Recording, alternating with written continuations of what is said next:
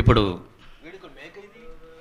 ఆత్మీయ అతిథిగా విచ్చేసినటువంటి మా సీతా వెంకట శివప్రసాద్ గారిని మాట్లాడవలసిందిగా కోరుతున్నాను.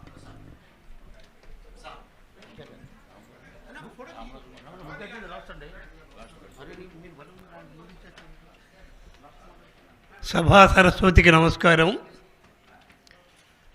ఈనాడు చాలా సంతోషంగా ఉంది. ఎందుకంటే ఎక్కడైనా సభలో మాట్లాడటానికి వెళ్తే విఘ్నులు ప్రాజ్ఞులు తెలిసిన వాళ్ళు లేని చోట మాట్లాడటానికి వెళ్ళాల్సి వస్తుంది. ఏం మాట్లాడుతున్నామో వాళ్ళకి తెలియదు, భాష తెలియదు, భావం తెలియదు, సంగీతం తెలియదు, నాటకం తెలియదు. ఇవేమీ తెలియని వాళ్ళ మీటింగుల్లో మాట్లాడే దౌర్భాగ్యంలో మేము ఉన్న రోజుల్లో ఒక చిక్కటి సభలో నన్ను పిలిచినందుకు ముద్దుగా ఈ నిర్వాహకులకు నా ధన్యవాదాలు చెప్పుకుంటున్నాను. అంతేకాకుండా శ్రీ బుర్రా సుబ్రహ్మణ్య శాస్త్రి గారు, శ్రీమతి కొమ్మా జోస్తుల ఇందిరాదేవి గారు, వీరిద్దరూ నా జీవితంలో చాలా అవినాభావం ఉన్నటువంటి వ్యక్తులు. మరి ఈ నిర్వాహకులు గట్టా తెలిసిందో నన్ను పిలిచారు. ముందుగా బుర్రా సుబ్రహ్మణ్య శాస్త్రి గారికితో నా అనుభవాన్ని చెప్పుకుంటాను.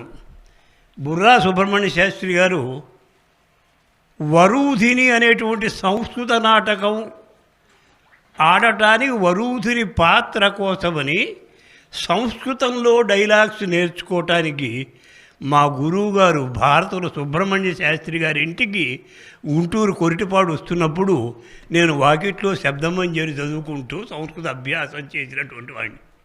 అది నా తొలి పరిచయం సుబ్రహ్మణ్య శాస్త్రి గారితో. అలాగే సత్తెనపల్లి ఖుదావన్ అని ఒక హార్మోనిస్ట్ ఉండేవాడు.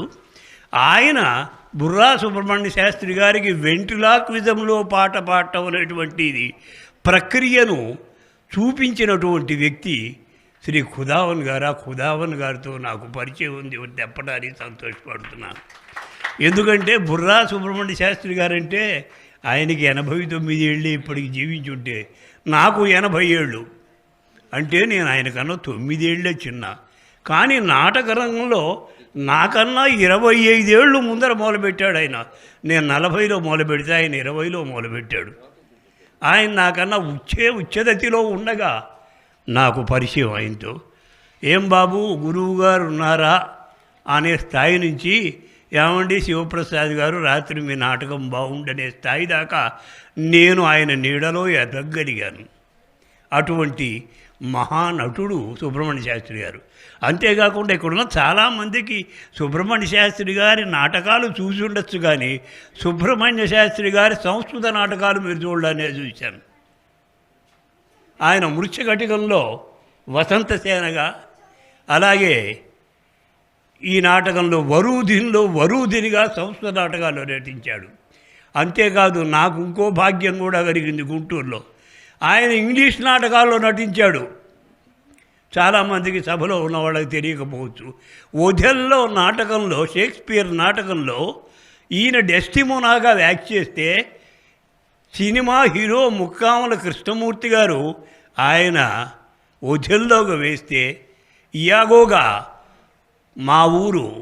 మా గుంటూరు వల్లభజోసుల రామస్వామి గారు డాక్టర్ గారు ఆయన యోగాకు వేసినటువంటి నాటకం నేను గుంటూరు ఏసీ కాలేజీలో చూసేటువంటి భాగ్యం నాకు కలిగింది.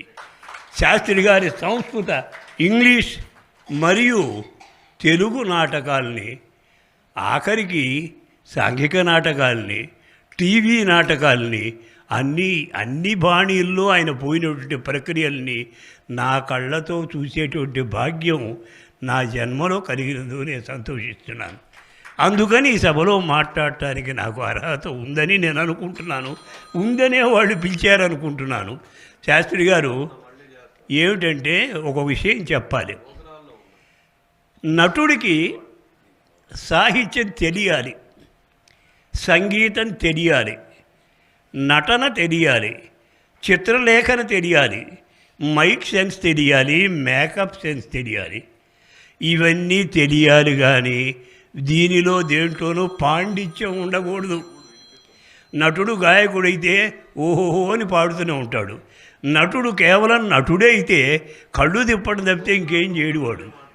అట్లాగే వాడు మేకప్ అయితే ఎంతవరకు నేను అందంగా ఆడియన్స్ కనపడతాను చూస్తాడు చెప్తే ఇవన్నీ సమపాళ్లల్లో కల్పించినప్పుడు ఒక పులిహోరలో అన్ని దినుసులు కలిస్తే పులిహోరకి ఎటువంటి రుచి వస్తుందో అటువంటి రుచి కల్పించేటువంటి నటుడు కావాలి. అటువంటి నటుడు బుర్రా సుబ్రహ్మణ్య శాస్త్రి గారు. అంతేకాకుండా శాస్త్రి గారి దగ్గర చిన్నవాళ్ళను కూడా ఎంకరేజ్ చేసేటువంటి మనస్తత్వం ఉంటుంది. జనరల్గా ఇది ఆర్టిస్టులకు ఉండదు.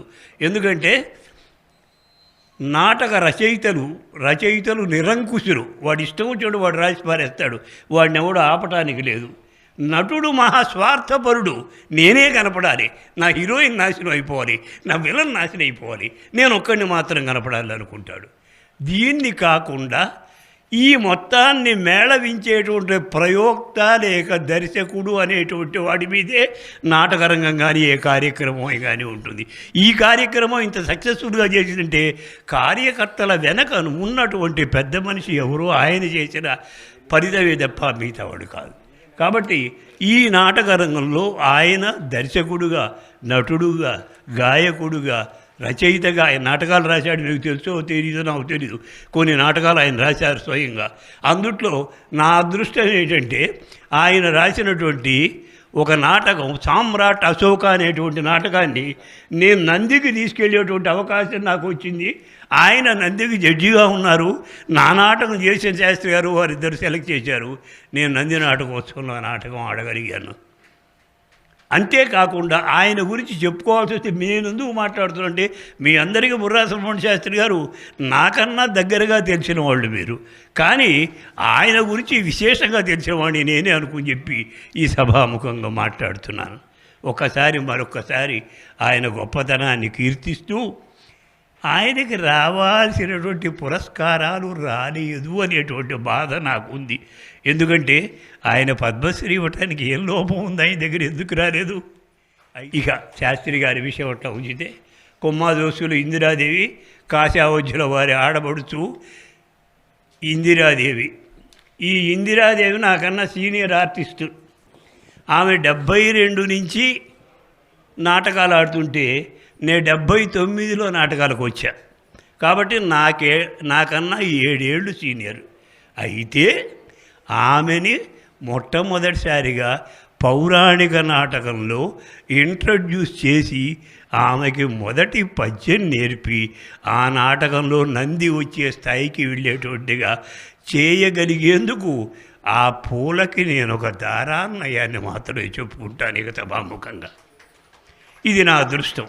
ఆమె ఒక చక్కని వైయంతి మాలకు తగినటువంటి పూలైతే ఆ పూలకి నేను ఒక దారాన్ని అవ్వగలిగాను. ఆ స్థాయికి ఆమె వెళ్ళటానికి నేను కారణం అయ్యానేటువంటి సంతోషం నాకుంది. ఆమె గురించి ఇంకా కొన్ని ముఖ్యమైన విషయాలు చెప్పాలి. ఆవిడ ఏనాడు డబ్బుల గురించి బాధపడలేదు.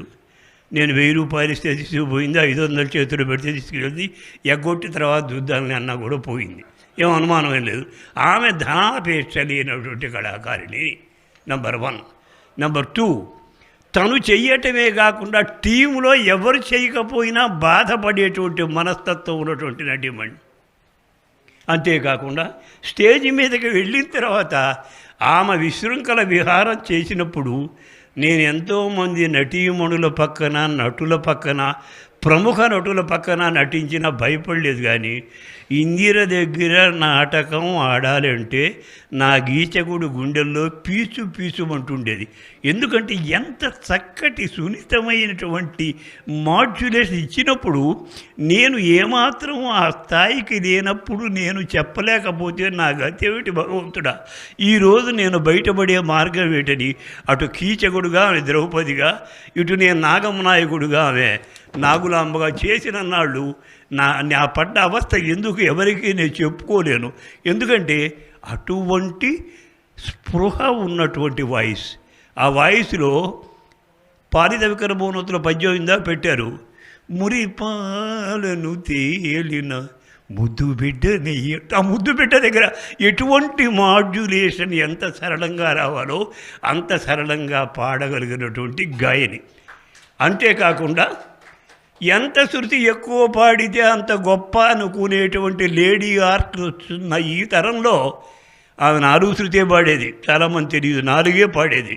ఏమో మనం 5:30 పాడతావు కదని హార్మోనిస్ట్ ఎవరినంటే ఎక్స్ప్రెషన్ చెడిపోతుంది సార్, వాయిస్ దెబ్బతింటుంది సార్, నా మొహం చిట్లిపోయి ఏడుస్తున్నట్టు ఉంటుంది సార్, నన్ను 4లోనే పాడినేయండి సార్. ఎవరికి ఉంటుంది ఈ సంయమనం? నువ్వు కొంచెం చీల్చి ఎండాడి పెద్దగా పాడమ్మా అంటే ఓహో అంటారు. 6:30 పాడుతుందంటే లేడీ ఆర్టిస్ట్ గొప్పని.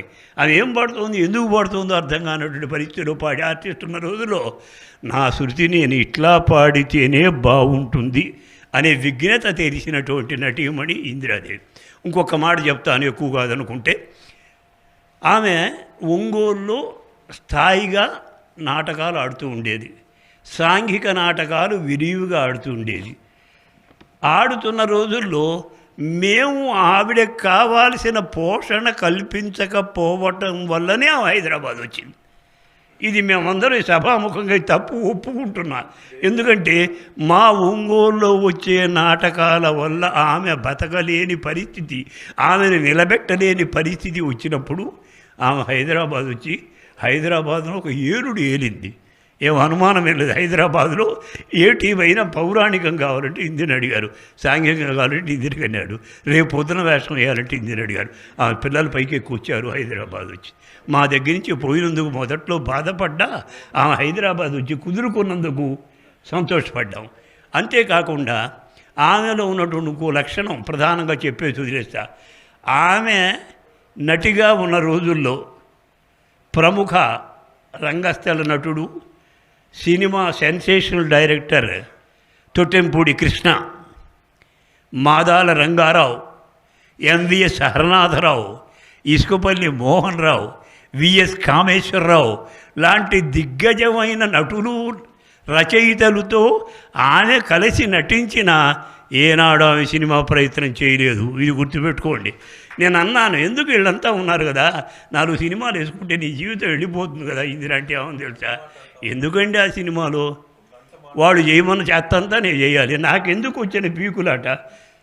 నేను నాటకం ఆడుకుంటాను, నాటకంలోనే బతుకుతానంది. అట్లాగే నాటకం ఆడింది, దూరదర్శన్ ఆడింది, రేడియో ఆడింది. రేడియోలో A1 ఆర్టిస్ట్గా ఉన్నటువంటి మనిషి, కానీ సినిమాలు జోలికి పోలా. ఈ విషయం వచ్చిన తర్వాత మేమంతా కలిసి మాట్లాడుకునేప్పుడు ఆమెకు ఫైనాన్షియల్గా మనం ఏం హెల్ప్ చేయలేకపోతున్నాం, ఆమెను డబ్బింగ్ ఆర్టిస్ట్గా తీసుకుంటే ఆమె వాయిస్ మంచిది కదా అని మాకు నిర్ణయానికి వచ్చి అడిగితేమని తెలుసా, నా గొంతు కూడా ఇచ్చేది ఏంటండి, నా గొంతు నాకే ఉండాలి, నేనే నటించాలి, నా గొంతు నేనే చెప్పుకోవాలి అని ఈవెన్ డబ్బింగ్కి కూడా రిజెక్ట్ చేసి డబ్బుల కన్నా కూడా నాటకాలు ఆడటం, రంగస్థలం మీద ఉండే మమకారం ఉన్నటువంటి ఆర్టిస్టు ఇట్లా చెప్పుకోబోతుంటే చాలా ఉంటుంది. హైదరాబాద్లో నాకు తెలుసు 9 గంటలు దాటిన తర్వాత ఎవరి గంటలు వాళ్ళకి మోగుతూ ఉంటాయి, ఎవరి దూరం వాళ్ళు వెళ్ళాలి.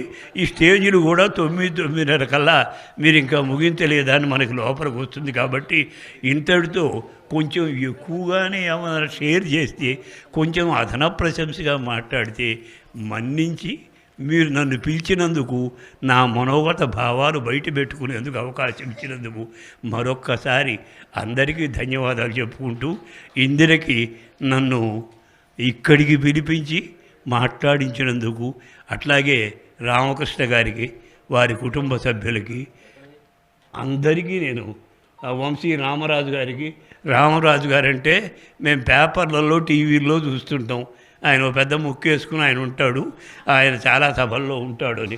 కానీ నాకు మొదటిసారి హైదరాబాదులో వారితో స్టేజ్ షేర్ చేసుకునేటువంటి అవకాశం వచ్చింది.